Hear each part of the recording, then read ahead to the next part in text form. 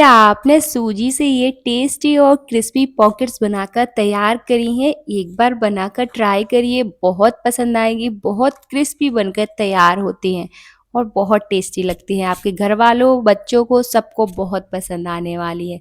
इन pockets को बनाना बहुत आसान है, बहुत कम समय में ये बनकर तैयार हो जाती हैं और खाने में बहुत टेस्टी लगती है। एक बार ज़रूर बनाकर ट्राई करिएगा, आपको बहुत पसंद आएगी। तो देखिए यहाँ पर कितनी टेस्टी पॉकेट्स बनकर तैयार हुई हमारी। आप इसकी आवाज़ से ही समझ सकते हैं कि कितनी क्रिस्पी बनकर तैयार हुई है। तो एक बार ज़रूर बनाइएगा, आपको बहुत पसंद आएंगी। सूजी और आलू से ये पॉकेट्स बनकर तैयार हो जाती हैं, ना ही ज़्यादा तेल अब्जॉर्ब करती हैं और ना ही इसको बनाने में ज़्यादा टाइम लगता है। आप इसको चटनी सॉस के साथ सर्व कर सकते हो। इन पॉकेट्स के अंदर हम आलू की स्टफिंग करेंगे, जिससे हमारी पॉकेट्स और भी ज़्यादा टेस्टी बनेंगी और ये ऑयल में जाकर ना ही फटेंगी, ना ही ज़्यादा तेल एब्जॉर्ब करेंगी। तो एक बार ज़रूर बनाइएगा, आपको बहुत पसंद आएंगे। और अगर आप मेरे चैनल पर नए हैं तो चैनल को सब्सक्राइब करना ना भूलें और वीडियो को लाइक ज़रूर कर देना और एंड तक ज़रूर देखिएगा, तभी जाके आपको ये वीडियो अच्छे से समझ में आएगी। तो चलिए इस रेसिपी को हम बनाना स्टार्ट करते हैं। तो सबसे पहले इसको बनाने के लिए हमें चाहिए पड़ेंगे उबले हुए आलू।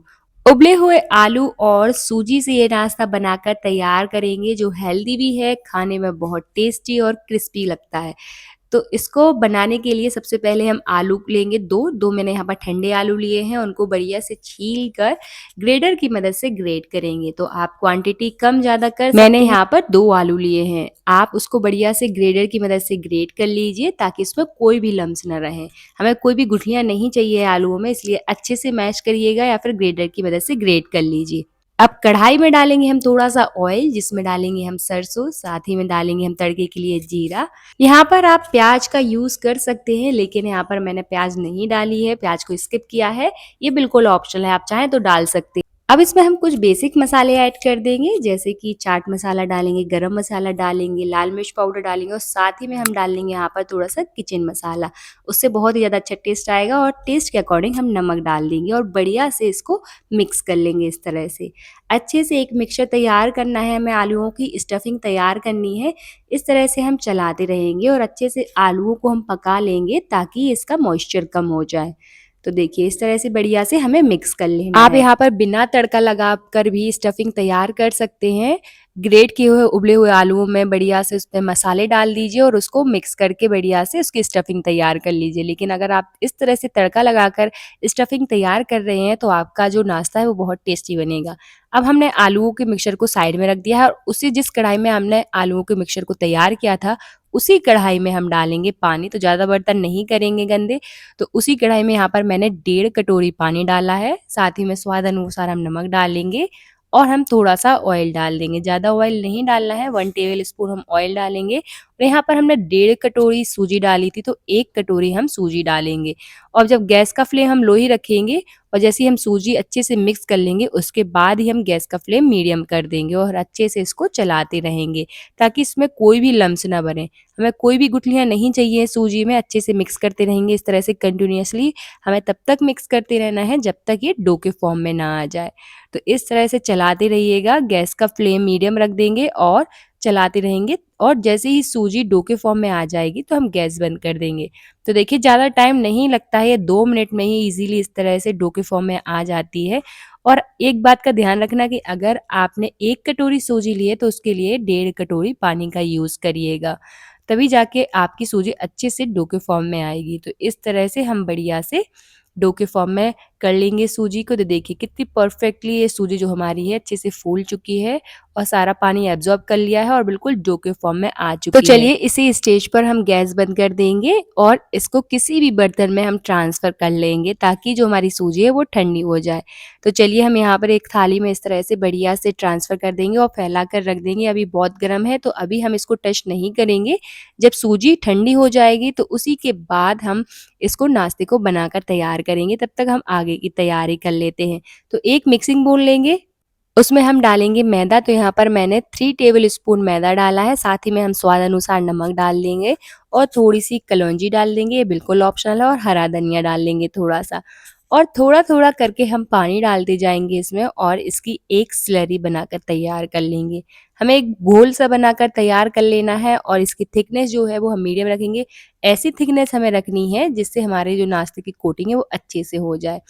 तो यहाँ पर आप मैदा की जगह आटे का भी यूज़ कर सकते हैं, ये बिल्कुल ऑप्शन है। लेकिन आटे से क्या होगा कि जो हमारा नाश्ता है वो स्टार्टिंग में तो क्रिस्पी रहेगा, लेकिन थोड़ी देर में ये सॉगी हो जाएगा। और अगर आप मैदा से बना रहे हैं तो ये सुपर क्रिस्पी बनेगा, ये सॉगी नहीं होगा अगर आप इसको रख रहे हैं थोड़ी देर के लिए। तो इस तरह से यहाँ पर मैंने मैदा का यूज़ किया है। तो इस तरह की हमें स्लरी तैयार करनी है, यहाँ पर आप देख सकते हैं। अब इसको हम साइड में रख देते हैं। उसके बाद जो हमने आलूओं का मिक्सचर बनाया था उसको लेंगे, ये भी अच्छे से ठंडा हो गया है। और उसका हम थोड़ा-थोड़ा सा पोर्शन लेंगे इस तरह से, जैसे नींबू की साइज़ के, और इस तरह से हम बॉल्स बनाते जाएँगे। तो एक-एक करके हमें छोटी-छोटी सी इस तरह से सारे आलू के मिक्सचर की बॉल्स बना लेनी है। तो यहाँ पर आप देख सकते हैं इसी तरह से हम एक-एक करके सारी बॉल्स बनाकर तैयार कर लेंगे। तो चलिए हमारी बॉल्स बनकर तैयार हो गई, हम आगे अब चलते हैं अपनी सूजी को चेक करते हैं। तो हमारी सूजी जो है वो अच्छे से ठंडी हो चुकी है। तो इस तरह से हम हाथों से अच्छे से मसल लेंगे और उसको चिकना कर लेंगे। अच्छे से 1 से डेढ़ मिनट के लिए अच्छे से हाथों से इसको मसल लीजिए, ताकि अगर इसमें कोई भी लम्स भी हैं तो वो अच्छे से बैलेंस हो जाएँ। तो इस तरह से हमें बढ़िया से सूजी को मसल लेना है। ठंडा करने के बाद ही हम इसको बनाकर तैयार करेंगे। तो देखिए इस तरह से अच्छे से मसल लीजिए। यकीन मानिए बहुत आसान है और खाने में बहुत टेस्टी लगता है और क्रिस्पी भी बहुत लगता है। तो एक बार ज़रूर बनाकर ट्राई करिएगा, आपके बच्चों को बहुत पसंद आएगा। तो देखिए यहाँ पर मैंने डो को बढ़िया से अच्छे से मसल लिया है। अब बनाएँगे हम इस तरह से एक बड़ा-सा पेड़ा। तो ये जैसे हम रोटी बनाते हैं लेकिन उससे हमें बड़ा पेड़ा रखना है, इस तरह से हाफ़ करेंगे और उसमें हम ऑयल लगा लेंगे। आटा डस्ट नहीं करेंगे, ऑयल ही लगाएँगे ताकि जो सूजी है वो चिपके ना। तो इस तरह से बढ़िया से ऑयल लगा लीजिए और इस तरह से बेलते जाइए, उसको रोटी की तरह बेल लीजिए। इसके किनारे फटेंगे, कोई दिक्कत नहीं है, फटने दीजिए और इस तरह से हम बेलते जाएँगे। तो इस तरह से आप देख सकते हैं थिकनेस हमें कितनी रखनी है, ना ही ज़्यादा पतली होनी चाहिए, ना ही ज़्यादा मोटी, और पतली रखेंगे तो ये सूजी टूटने लग जाएगी। तो हमें मीडियम थिकनेस रखनी है इस तरह से इसकी, और उसको बढ़िया से एक जैसा हमें बेल लेना है रोटी की तरह।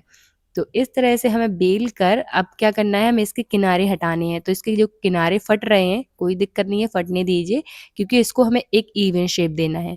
तो अब हम लेंगे नाइफ़ और नाइफ़ की मदद से इस तरह के इसके एजेस हटा देंगे। इस तरह से हटा दीजिए और इसको एक इवन शेप दे देंगे हम।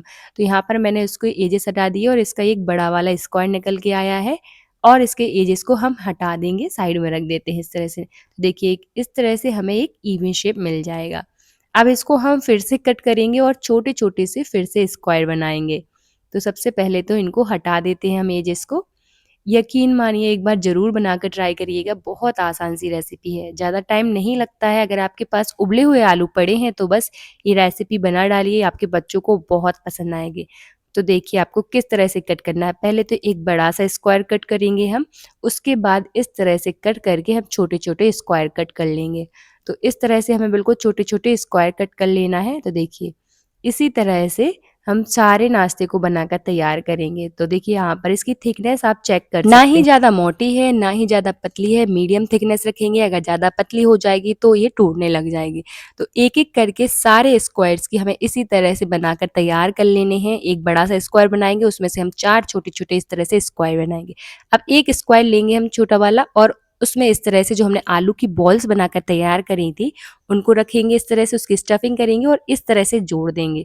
तो यहाँ पर आप देख सकते हैं कि किस तरह से हमें उसको जोड़ना है और बढ़िया से इस तरह से हम कवर कर देंगे ताकि इसकी स्टफिंग ना निकले। तो एक-एक करके हम सारे नाश्ते को इसी तरह से बना लेंगे। तो सारे नाश्ते को एक-एक करके इसी तरह से बना लीजिए और अच्छे से इस तरह से इसकी स्टफिंग कर लीजिए। तो देखिए, इसी तरह से हमें पॉकेट्स बना लेनी है। बहुत आसान है, ज़्यादा मेहनत नहीं लगती है, ईज़िली ये पॉकेट्स बनकर तैयार हो जाती हैं। बस इसकी थिकनेस जो है आप थोड़ी-सी मीडियम रखिएगा जैसी मैंने रखी है, ना ही आपकी फटेंगी, बहुत ईज़िली बनकर तैयार हो जाएगी और ना ही इसकी स्टफिंग निकलेगी। तो इस तरह से बनाकर तैयार कर लेंगे हम एक-एक करके। अब लेंगे हम स्लरी, जो हमने स्लरी बनाकर रखी थी मैदा की।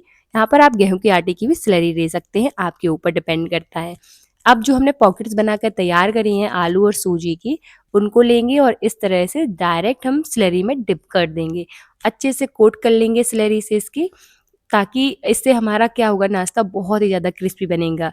सूजी का नाश्ता है तो उससे क्रिस्पी तो बनेगा, लेकिन अगर इस तरह से आप मैदा में उसकी कोटिंग करते हैं मैदा की स्लरी में, तो और भी ज़्यादा क्रिस्पी बनेगा। डिप करके एक-एक करके सारी पॉकेट्स को हम ऑयल में डालते जाएंगे। गैस का फ्लेम हम मीडियम ही रखेंगे और एक एक करके इस तरह से डालते जाएंगे। मीडियम टू हाई फ्लेम पर हम इन पॉकेट्स को बनाकर तैयार करेंगे और जब तक इनका कलर चेंज ना हो जाए, गोल्डन ब्राउन नहीं हो जाए, तब तक हमें इनको फ्राई करना है।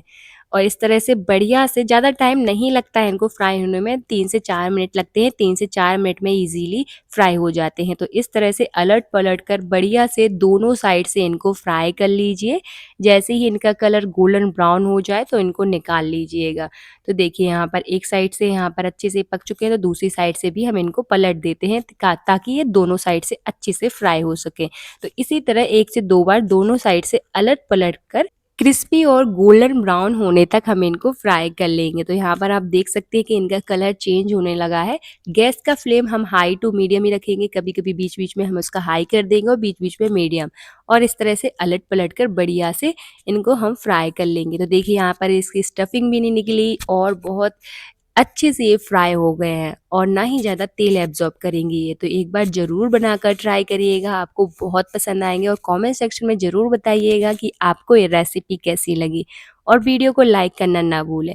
तो देखिए इनका कलर बिल्कुल चेंज हो चुका है, बिल्कुल गोल्डन ब्राउन हो गया है। तो इसी स्टेज पर हम इनको निकाल लेंगे। तो इसी तरह से हम सारे नाश्ते को एक एक करके बनाकर तैयार कर लेंगे। तो देखिए कितनी परफेक्ट पॉकेट्स बनकर तैयार हुई हैं हमारी। तो आप लोग भी बनाइएगा और मुझे कमेंट सेक्शन में बताइएगा कि आपकी पॉकेट्स कैसी बनकर तैयार हुई थी, टेस्टी लगी या नहीं, ज़रूर बताना। और मेरी वीडियो को लाइक ज़रूर कर देना। तो चलिए मिलते हैं अगली वीडियो में। Thank you for watching.